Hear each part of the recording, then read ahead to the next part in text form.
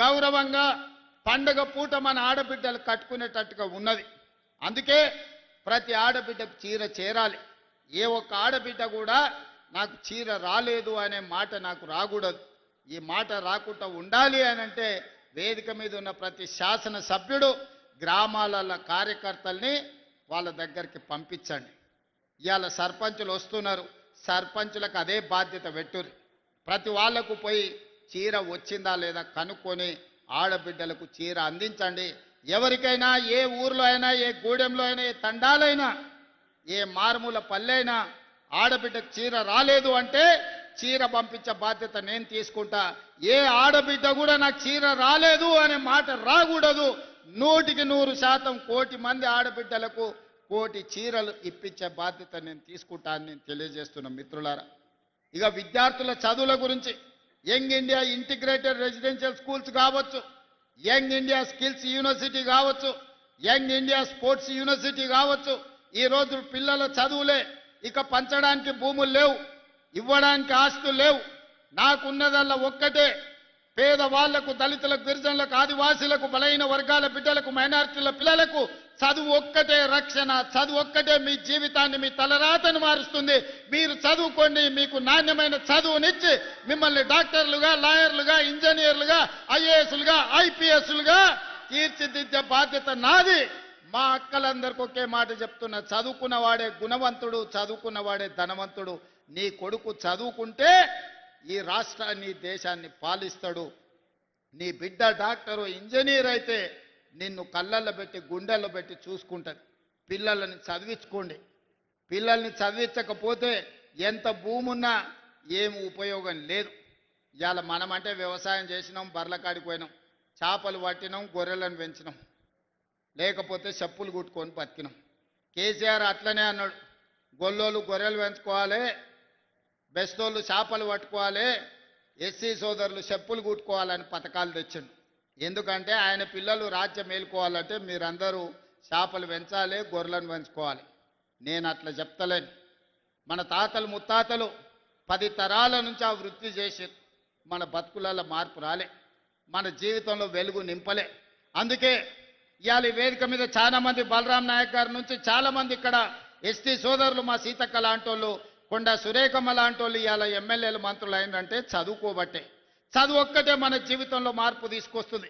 చదువు ఒక్కటే ప్రపంచంలో మనల్ని నిలబెడుతుంది. చదువు ఒక్కటే ప్రపంచంతో పోటీ పడే విధంగా తీర్చిదిద్దుతుంది. పిల్లలను చదివించుకోండి. మీ చదువులకు కావాల్సిన వసతులు ఏర్పాట్లు చేసే బాధ్యత నేను తీసుకుంటా. ఇక భవిష్యత్తులో ప్రభుత్వం భూములు ఇస్తుందనో, ప్రభుత్వం ఆస్తులు పంచుతుందనో ఆలోచన పెట్టుకోకండి. మీ ఇంట్లో నీ బిడ్డనో, నీ కొడుకో ఒక ఐఏఎస్ఓ, ఐపీఎస్ఓ అయితే భవిష్యత్ తరాలన్నీ మీ జీవితాలు మారిపోతాయి. మీకు భూమి ఇస్తే ఉంటే ఉంటుంది, పోతే పోతుంది, మళ్ళా భవిష్యత్ తరాలు అట్లనే ఉంటాయి. అందుకే చదువుకోవాల్సిందిగా ఈ వేదిక మీద నుంచి నేను సూచన చేస్తున్నా. అందుకే మిత్రులారా, ఒక పక్కన రైతులను, రెండో పక్కన మహిళలను, మూడో పక్కన విద్యార్థి, నిరుద్యోగ యువకులను ఆదుకునే బాధ్యత తీసుకున్నాం. అందుకే 10 సంవత్సరాలు వాళ్ళు నియామకాలు చేపట్టకపోతే వాళ్ళు ఇంట్లో ఉన్నోళ్ళందరికీ వాళ్ళు ఉద్యోగాలు ఇచ్చుకున్నారు. కానీ మన ప్రభుత్వం వచ్చిన తర్వాత తలలు లెక్క గట్టి 61,379 ఉద్యోగాలు ఎల్బీ స్టేడియంలో మొదటి సంవత్సరంలోనే నియామక పత్రాలు ఇచ్చి నిరుద్యోగ యువకులకు గ్రూప్ 1, గ్రూప్ 2, గ్రూప్ 3, గ్రూప్ 4 వివిధ శాఖలలో ప్రభుత్వ ఉద్యోగాలు ఇచ్చినాం.